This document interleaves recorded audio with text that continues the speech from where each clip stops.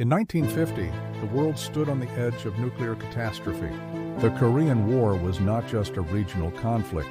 It was the first hot war of the Cold War. It pitted democracy against communism, brother against brother, and brought the United States face to face with China. A brutal struggle that still defines global politics today, from the Pusan Perimeter to the Chosin Reservoir.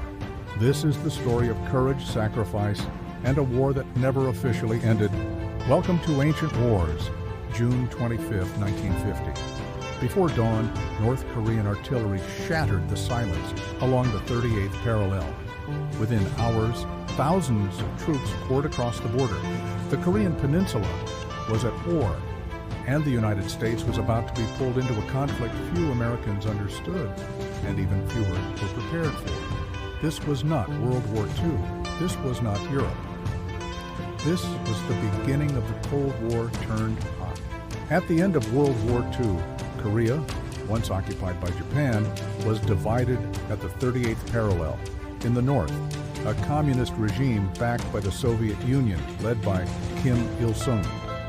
In the south, a fragile republic supported by the United States. The division was meant to be temporary. It became permanent.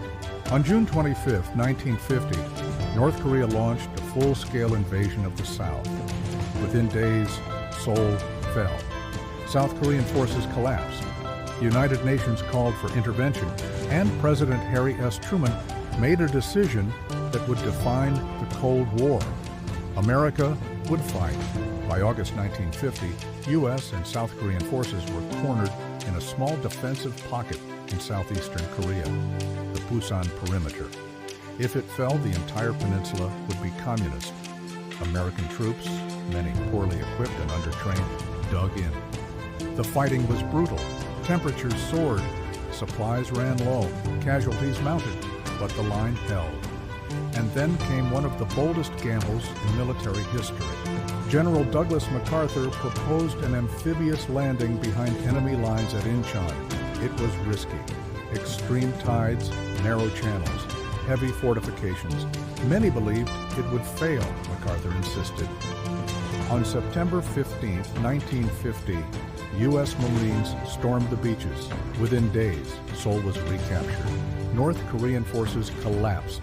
The tide of war had turned, but victory would prove elusive.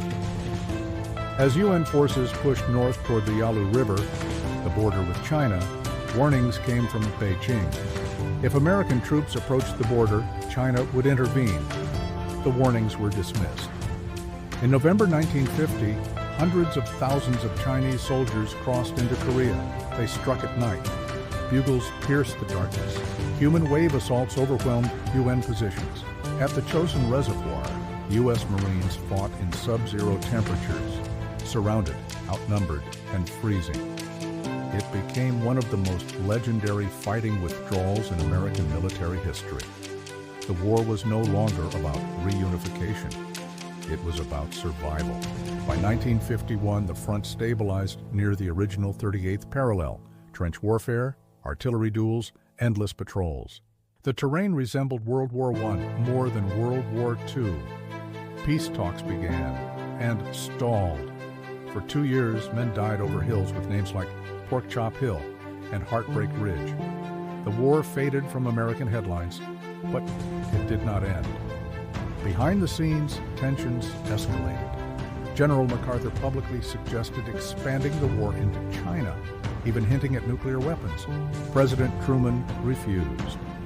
In April 1951, he removed MacArthur from command.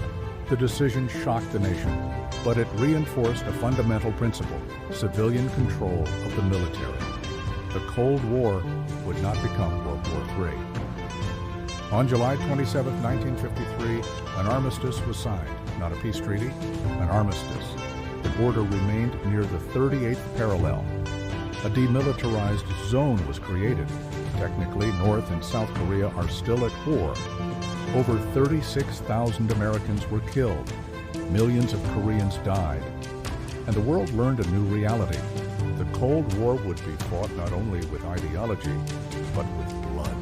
The Korean War is often called the Forgotten War, but it shaped everything that followed. It militarized the Cold War.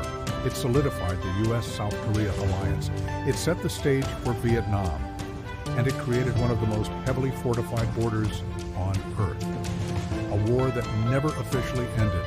A conflict frozen in time. This was Korea. And this was the moment the Cold War turned deadly. Welcome to Ancient Wars.